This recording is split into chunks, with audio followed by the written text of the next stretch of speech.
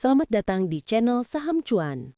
Sebelum kita mulai, saya ingin mengingatkan kembali bahwa video ini dibuat semata-mata untuk edukasi, bukan sebagai ajakan membeli atau menjual saham tertentu. Semua keputusan investasi sepenuhnya ada di tangan Anda. Video ini dibuat pada tanggal 28 September 2025 atas permintaan dari @gracia_karista 2186.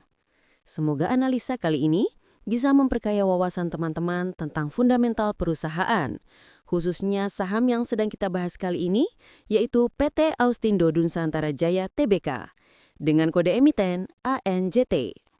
Analisa ini akan mencakup 1. Kinerja fundamental perusahaan untuk melihat kekuatan bisnis secara mendasar. 2.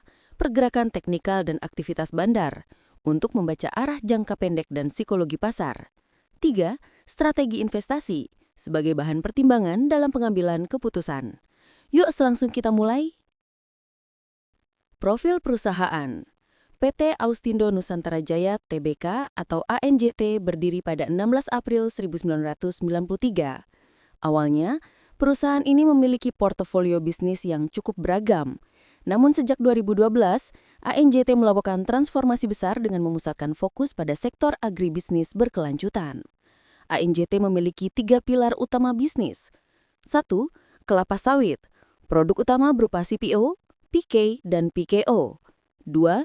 Sagu dan edamame. ANJT menjadi pelopor pabrik sagu komersil pertama di Indonesia melalui ANJ Agri, Papua. Dan juga memproduksi edamame beku yang diekspor ke Jepang, India, Timur Tengah, dan Asia Tenggara. 3. Energi terbarukan. Melalui AANE, ANJT mengembangkan pembangkit listrik biogas dari limbah kelapa sawit atau POME. ANJT mengelola 6 perkebunan kelapa sawit yang tersebar di Sumatera, Kalimantan, Belitung, dan Papua.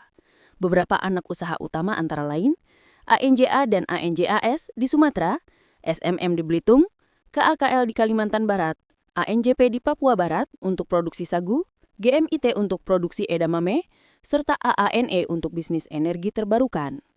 Dari sisi pemegang saham, First Resources Limited menjadi pengendali utama dengan kepemilikan 91,17%, sedangkan publik memegang 8,83% saham.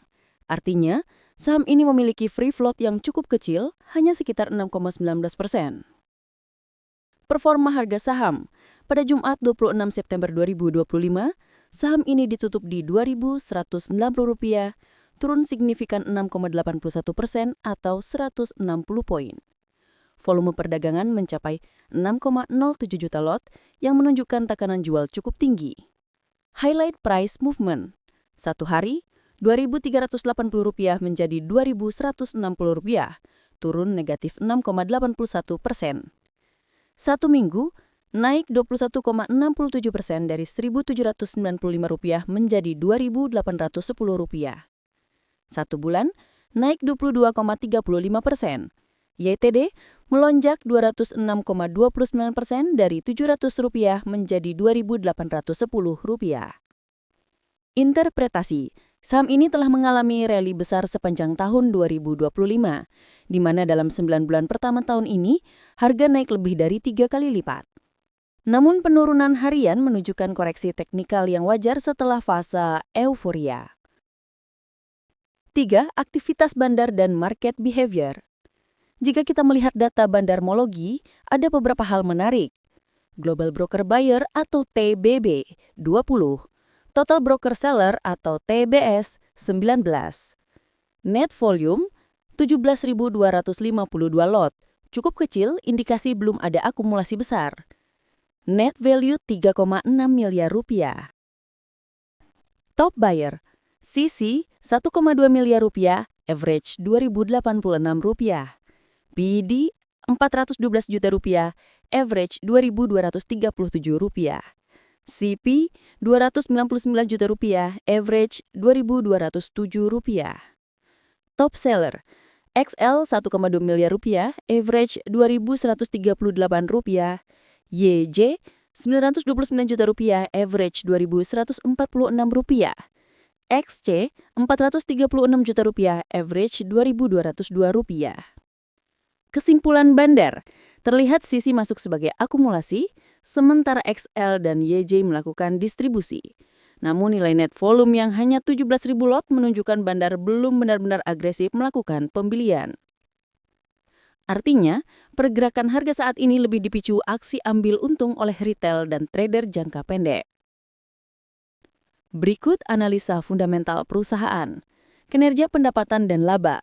Pendapatan Q2 2025 4,8 triliun rupiah, plus 28% year on year.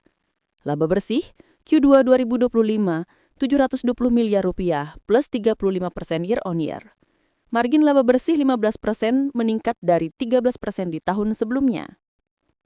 Interpretasi, pertumbuhan pendapatan dan laba bersih yang kuat menunjukkan perusahaan ini masih berada dalam fase ekspansi sehat. Peningkatan margin laba menandakan efisiensi biaya dan perbaikan manajemen operasional. Valuasi saham. PER 18,5 kali, PBV 3,0 kali, ROE 17,8%, DIR 0,65 kali. Kesimpulan, valuasi saham ini sudah tidak murah, tetapi masih masuk akal jika perusahaan mampu mempertahankan pertumbuhan laba di atas 20% per tahun. PBV yang mulai premium menunjukkan pasar memiliki ekspektasi tinggi terhadap pertumbuhan di masa depan. Analisa teknikal. Dari sisi teknikal terdapat level-level penting yang perlu diperhatikan. Support kuat Rp2.000, support minor Rp2.090, resistan terdekat Rp2.380, resistan utama Rp2.810. Jika harga mampu bertahan di atas Rp2.000, peluang rebound jangka pendek masih terbuka. Namun jika turun di bawah Rp2.000, potensi penurunan lanjutan menuju Rp1.900 bahkan Rp1.800 harus diwaspadai. Gabungan fundamental dan market behavior. Jika kita gabungkan data fundamental dan pergerakan pasar, berikut poin utamanya. 1. Fundamental kuat.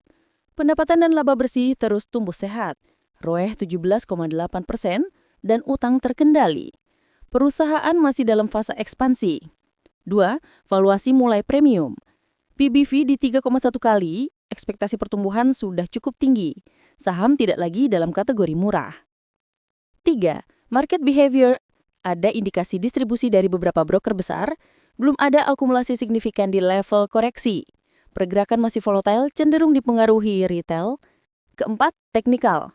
Support kritis di Rp2.000, jika breakdown di bawah Rp2.000, potensi koreksi lebih dalam. Saham ini masih memiliki fundamental yang solid dengan prospek jangka panjang yang positif. Namun dari sisi pasar, tekanan jual jangka pendek masih cukup kuat, sehingga strategi yang paling bijak adalah menunggu area support kuat atau tanda akumulasi dari bandar sebelum masuk dengan porsi besar. Demikian analisa saham ANJT kita hari ini. Jangan lupa like, share, dan subscribe agar tidak ketinggalan analisa terbaru dari saham cuan. Sampai jumpa di video berikutnya, dan selalu ingat, investasi bijak adalah kunci menuju cuan yang berkelanjutan.